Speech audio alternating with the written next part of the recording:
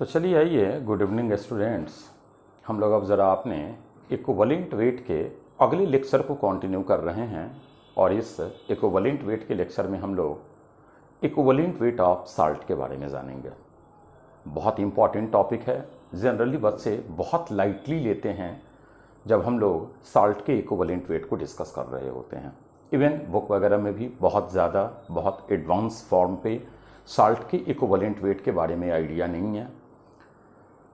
तो लास्ट जो हमारा अर्लियर 2 क्लास था इक्विवेलेंट वेट का, उसमें हमने फर्स्ट क्लास में आपको बेसिक आइडिया इक्विवेलेंट वेट का दिया था और जो सेकंड लेक्चर था उसमें हमने एसिड और बेस के इक्विवेलेंट वेट के बारे में आपको बताया था।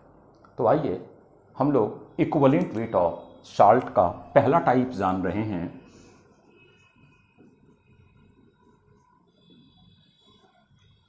Acidic salt.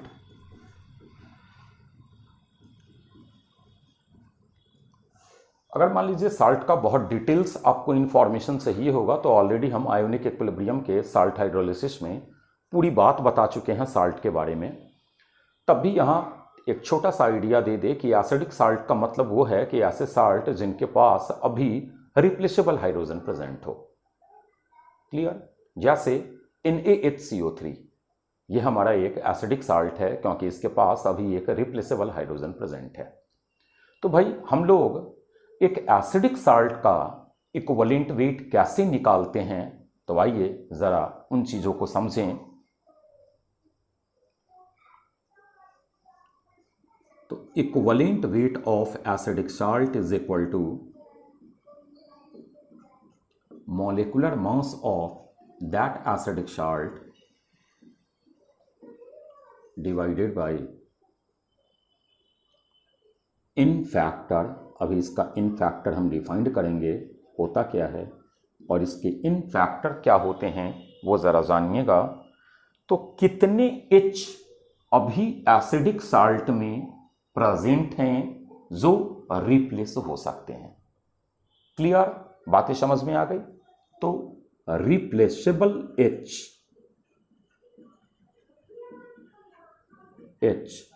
लेफ्ट इन बचा हुआ है एसिडिक साल्ट।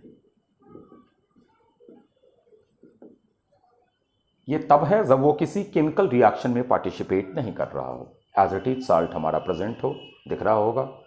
तो आइए हम लोग जरा इक्विवेलेंट वेट NaHCO3 का देखते हैं।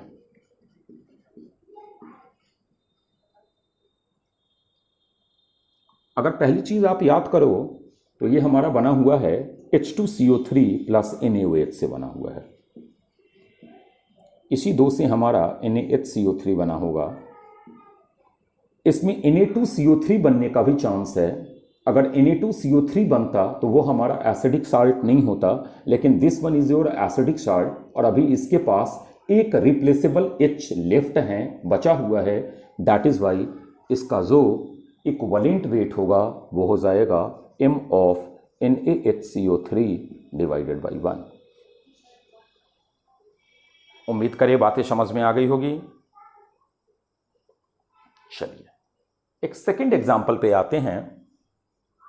थोड़ा सा इन चीजों को मिटाते हैं, नीचे वाली चीज को, ताकि हम अपनी सेकंड बात यहां लिख सके।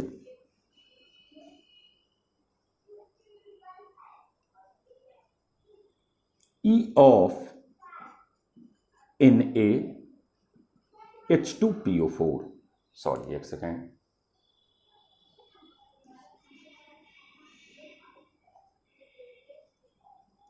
E of NaH2PO4।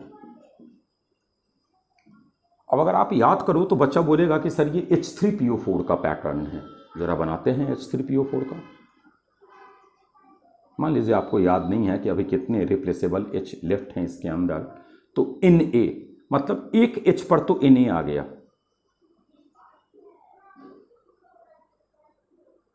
अब क्या है कि अगर आप देखिए तो अभी ये 2 H जो रिप्लेसेबल हैं वो लेफ्ट हैं। इट मीन्स इसका जो इक्विवेलेंट वेट आएगा वो आएगा MaNH2PO4 डिवाइडेड बाई 2।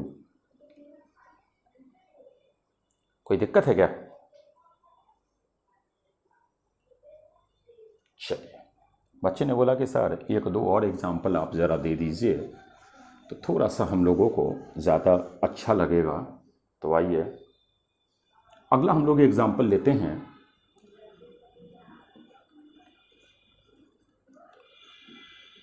अब देखिए, अगर तीनों H को आप N से रिप्लेस कर दिए तो वो आपका एसिडिक साल्ट नहीं रहेगा।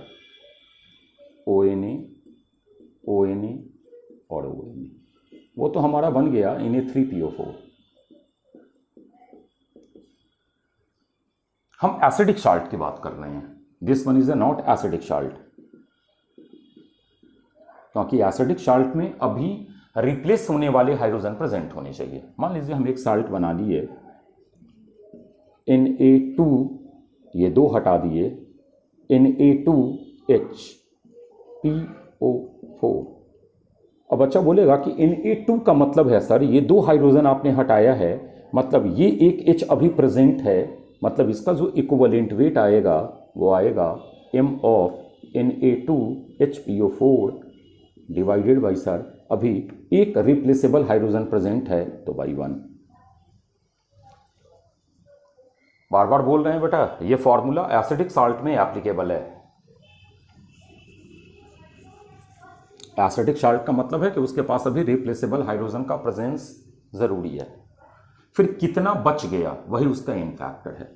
बच्चे ने बोला कि चलो सर ठीक है, अगर मान लो कि हमारा H3PO3 आ गया सर, अब इसका साल्ट बनाते हैं, ज़रा देखिएगा, P double bond O ONA OH H।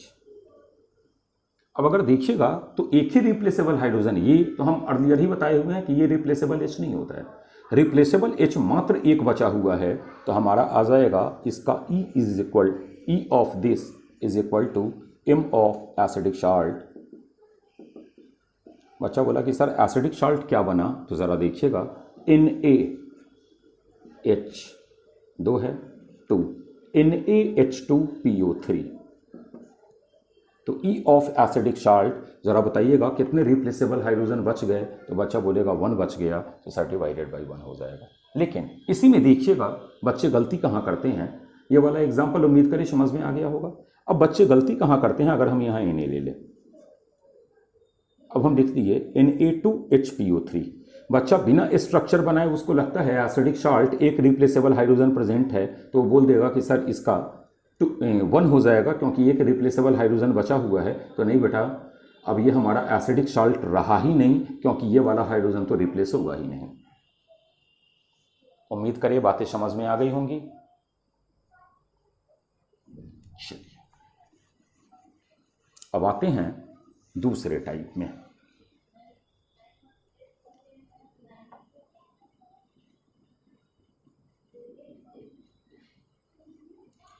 Salt which is not acidic, जो एसिडिक नहीं है। तो equivalent weight of such salt is equal to M of such salt divided by n factor. बच्चा बोला कि सर इसका इन फैक्टर क्या होता है, तो टोटल पॉजिटिव या नेगेटिव चार्ज। सिर्फ मैग्नीट्यूड लेना। एक चीज़ और हम अर्लियर भी बताए थे कि इन फैक्टर ऑलवेज एक मोल के लिए निकलता है, पर मोल होता है। क्लियर?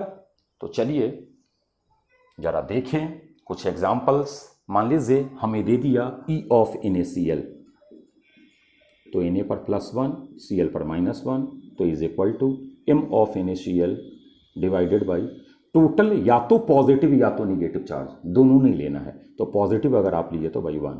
बच्चे ने बोला कि सर E ऑफ MgCl2 अगर हम ले तो वो क्या हो जाएगा, तो M of MgCl2 divided by, बच्चे ने बोला कि सर +2 और ये -1 है, तो -1 इंटू 2, या तो हम निगेटिव चार्ज ले या तो हम पॉजिटिव चार्ज ले, 2 आ जाएगा। हमने बोला कि E ऑफ AlCl3 क्या होगा, तो बच्चे ने बोला कि sir M of AlCl3 divided by 3 हो गया सर।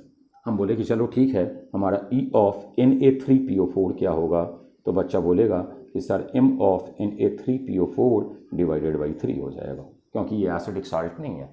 हमने वैसे ही कहा कि भाई E ऑफ हमारा Na2HPO4 क्या होगा, तो अब आप क्विक रिकॉल कीजिएगा कि सर ये तो एसिडिक साल्ट है, और अगर ये एसिडिक साल्ट है तो अब इसके पास एक रिप्लेसेबल हाइड्रोजन बचा हुआ है, तो m/1 हो जाएगा। उम्मीद करें बातें समझ में आ रही होंगी, कोई दिक्कत नहीं होगा। चलिए, बच्चे ने बोला कि चलो सर E of Na2CO3 निकालना है। हम बोले चलिए आइए, कोई ये नहीं है, CO3 पर -2, Na पर +1, तो M of Na2CO3 divided by, बच्चा बोला कि टोटल पॉजिटिव या निगेटिव, तो 2 हो जाएगा सर।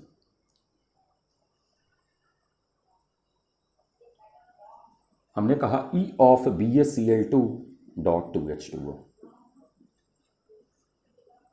अब ज़रा देखिएगा, Ba पर +2, Cl पर -1, पूरा वाटर कोऑर्डिनेशन में पढ़े हुए हैं, न्यूट्रल लिगेंड्स होता है, मतलब इस पर तो चार्ज 0 है, तो हमारा हो जाएगा M of BaCl2 dot 2H2O, पूरा मॉलिक्यूलर फार्मूला का molar mass divided by 2।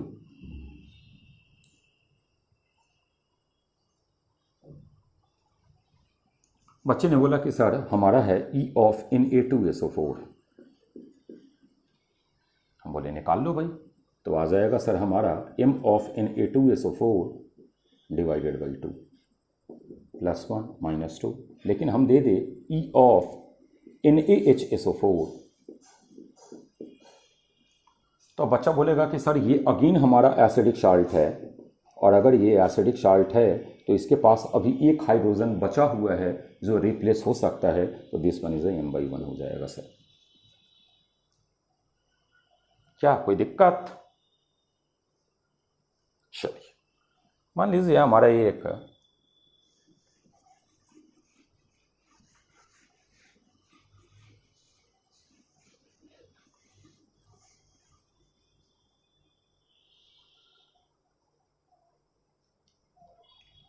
E of M2SO4 dot Al2SO4 whole thrice dot 24H2O है, तो इज इक्वल टू +1 +3, ये तो न्यूट्रल ही है, तो बच्चा बोला +1 × 2 मतलब +2 आ गया सर, और ये हमारा +6 आ गया, क्योंकि 3 है और 2 इसकी एटॉमिसिटी प्रेजेंट है, तो सर इसका आ जाएगा E of M2SO4 dot Al2SO4 whole thrice dot 24H2O divided by 8 sir. हम बोले जी हाँ होना ही है। मान लीजिए बच्चे ने बोला कि sir E of FeC2O4 sir हमें निकालना है, तो ऑक्सिलेट पे -2 चार्ज होता है, यहाँ पर Fe2+ पर है, तो बच्चा बोलेगा M of FeC2O4 divided by 2। हम बोले E of Fe2C2O4 whole thrice है इसका, तो बच्चा बोलेगा -2 मतलब ये +6 है, तो सर यहाँ Fe +3 पे होगा, तो हमारा हो जाएगा M of Fe2C2O4 whole thrice divided by sir इधर केटाइन या एनाइन, तो 6।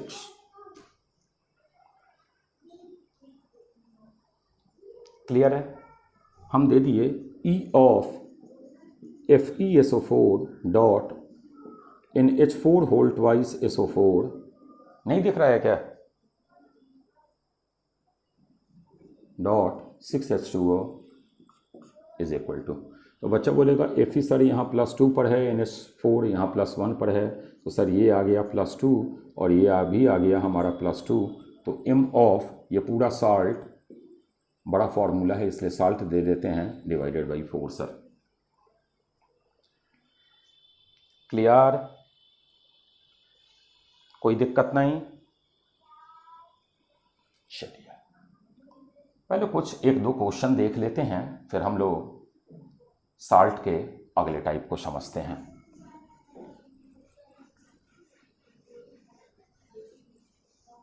कुछ ज़रा 2-4 एग्जाम्पल देख लेते हैं, फिर अगले पे आते हैं।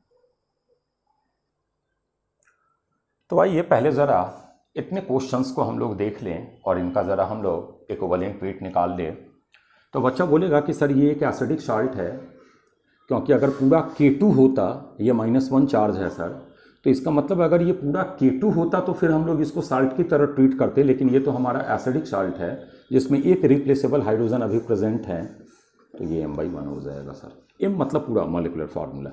अब बच्चा बोला कि सर आप अर्लियर ही बताए थे कि ऑक्जेलेट आयन में हमारा ऑक्जेलिक एसिड में हमारा 2 रिप्लेसेबल हाइड्रोजन होता है और ये हमारा एसिडिक साल्ट है क्योंकि एक की आया हुआ है, लेकिन अभी भी 3 हाइड्रोजन लेफ्ट हैं जो रिप्लेस हो सकते हैं, तो सर ये m/3 हो जाएगा। अब बच्चा यहाँ बोलेगा कि सर ये तो सिंपल बेस है और बेस में आपने बताया था कि वो कितने अपने हाइड्रोक्साइड आयन को रिप्लेस कर सकता है, तो ये सर हमारा m/4 आ जाएगा। अब यहाँ देखना बच्चा आएगा तो बोलेगा कि सर 2 रिप्लेसेबल हाइड्रोजन OH-, बेवकूफ़ ये हमारा H2SO4 है।